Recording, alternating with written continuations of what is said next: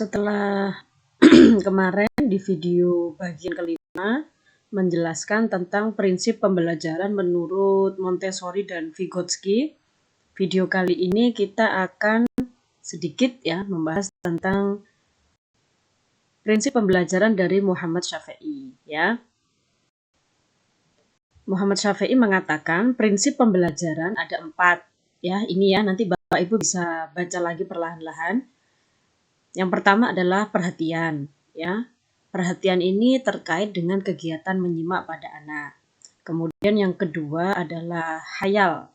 Hayal atau imajinasi itu juga diperlukan ya. Bapak Ibu guru harus bisa menstimulasi bagaimana caranya supaya daya hayal anak itu muncul gitu ya. Karena perlu dalam prinsip pembelajaran. Kemudian ada yang namanya tenaga pengingat ya. Sama dengan daya hayal tadi, Bapak Ibu juga perlu menstimulasi supaya anak memiliki tenaga pengingat melalui stimulasi yang dinamakan gerak raba ya, seperti contohnya yaitu ini mengambil kertas, melipat, menggunting dalam berbagai bentuk, membolak-balik dan menempel. Dan yang keempat adalah pengalaman yang dilakukan secara berulang-ulang yang nantinya akan jadi kebiasaan, sehingga diharapkan dengan adanya kebiasaan itu siswa jadi memiliki pemahaman. Begitu, yaitu menurut Muhammad Syafi'i. Kemudian menurut Ki Hajar Dewantara yang terakhir ya.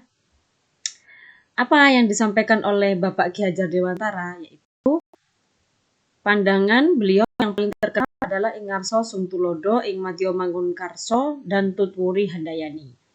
Pandangan ini menjadi panduan bagi guru atau pamong dalam memposisikan dirinya. Sebagai apa? Sebagai pendidik yang tentu saja dapat memberi teladan, semangat, dan memberikan dorongan kepada siswanya. Begitu ya. Ada lagi yang terkenal nih dari Bapak Ki Hajar Dewantara, kalau bahasa Jawanya Dewantara,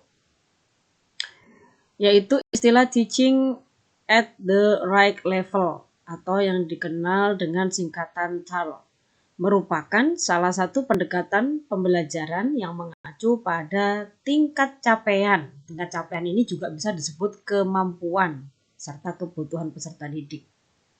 Ya. Nah, TARL ini merupakan salah satu bentuk implementasi yang sudah sesuai dengan filosofinya Bapak Ki Hajar Dewantara. Yang digunakan sebagai acuan Bapak Ibu guru untuk merancang pembelajaran. Nah, tujuan pengajaran dengan menggunakan pendekatan TARL ini adalah menguatkan kemampuan numerasi dan literasi pada peserta didik. Ya, serta pengetahuan pada mata pelajaran yang menjadi capaian pembelajaran sesuai dengan kurikulum merdeka. Jadi paham ya, prinsip pembelajaran yang ada di modul ini dibahas dari 4 tokoh.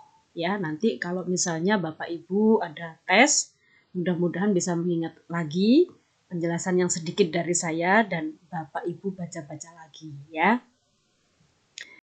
Lanjut ke prinsip asesmen dalam pembelajaran anak usia dini. Prinsipnya di sini kalau di modul itu dibuatkan tabel 2.1 rangkuman pengertian asesmen menurut 4 tokoh. Ya, kita bahas satu-satu ya.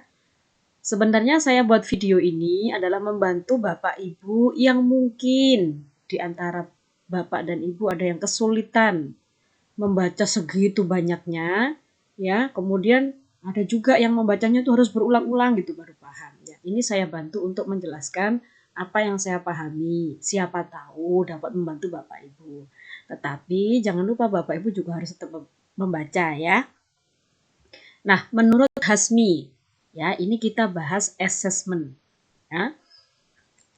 Menurut Hasmi, assessment itu apa sih? Nah, asesmen itu merupakan proses dalam menentukan kualitas hasil belajar atau proses untuk menentukan tingkat pencapaiannya sampai sejauh mana gitu loh maksudnya menurut Hasmi itu. Asesmen itu untuk menentukan apakah kualitasnya sudah sesuai dengan tujuan atau belum. Itu menurut Hasmi, ya, pengertian asesmennya. Sementara menurut Walter Dick, ya, dan kawan-kawan itu ya, assessment itu dimaknai sebagai proses untuk mengumpulkan informasi. Tentang apa? Mengumpulkan informasi tentang kondisi dan kemampuan siswa secara nyata. Nah, ya, mirip-mirip sih sebenarnya ya. Nah, menurut Morrison, ya, pengertian assessment ini lebih agak panjang sedikit karena dia menjabarkan langkah-langkahnya gitu ya. Menurut Morrison, assessment itu adalah langkah-langkah untuk mengumpulkan data. Tentang apa? Data tentang apa gitu ya. Data tentang perkembangan dan perkembangan yang dicapai oleh siswa dalam proses pembelajaran. Nah, di situ ya sudah dijelaskan ya. Menentukan pentingnya program yang akan dicapai, informasi untuk perencanaan program. Nah, bedanya Morrison dengan yang lain-lain ini, kalau Morrison ini selain untuk menentukan perkembangan anak, selain untuk mengumpulkan data tentang perkembangan yang dicapai oleh siswa, menurut Morrison, asesmen ini juga digunakan untuk menentukan program yang akan dicapai. Jadi dari hasil asesmen atau dari hasil pengumpulan data tadi itu digunakan untuk menentukan langkah selanjutnya. Itu menurut Morrison ya.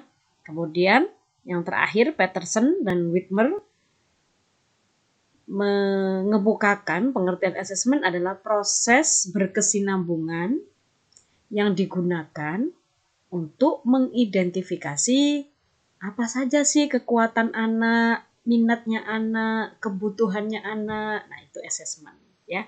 Mirip-mirip sebenarnya. Ya. Nah, itu dari 4 tokoh. Itu di modul ya. Nah, ini ya, prinsip-prinsip assessment yang patut Anda pahami. Apa saja? Nah, jadi menurut modul ini, Pak, Ibu, assessment itu adalah bagian terpadu dari proses pembelajaran, tidak bisa dipisah ya. Setiap ada rencana pembelajaran, biasanya sudah nempel tuh kebutuhan untuk assessmentnya juga. Ini untuk panduan bagi pendidik, peserta didik, dan orang tua wali siswa. Supaya apa? Supaya bisa menentukan strategi untuk pembelajaran berikutnya. Begitu ya. Nah, asesmen itu dirancang dan dilakukan sesuai dengan fungsi asesmen. Nanti itu di bawahnya ada penjelasan fungsi asesmen itu apa saja. Kemudian dirancang secara adil dan proporsional, valid dan dapat dipercaya. Jadi memang ada aturannya untuk menentukan asesmennya seperti apa ya. Kemudian prinsip yang harus Anda pahami berikutnya tentang asesmen adalah ini yang nomor 4 ya. Laporan kemajuan belajar dan pencapaian peserta didik itu sifatnya sederhana dan informatif. Informatif itu maksudnya memang benar-benar bisa diinformasikan kepada wali siswa gitu kan ya.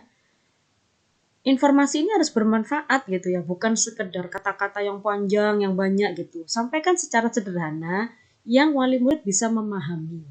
Begitu ya. Kemudian hasil asesmen digunakan oleh peserta didik, pendidik, tenaga kependidikan, dan orang tua sebagai bahan refleksi. Ya, itu prinsip-prinsip yang perlu Bapak Ibu pahami. Oke, nah ini tadi sudah saya singgung sedikit tentang fungsi asesmen dalam pembelajaran. Nah, fungsi asesmen ini ada 3, ya, ada 3, yaitu nih ada 3 ya, assessment sebagai proses pembelajaran. Di bahasa Inggrisnya assessment as learning. Kemudian ada juga for learning dan of learning. Ini Bapak Ibu bisa lihat di YouTube-nya Kemendikbud. Ini penjelasannya sangat mudah sekali. Coba saya klik ya. Coba saya klik. Oh, tidak bisa ya. Nanti aja sudah. Nanti Bapak Ibu bisa klik ini. Itu sudah saya tonton videonya dan menurut saya cukup sederhana kok bahasanya. Silakan ditonton ya. fungsi assessment. Ada 3 ya.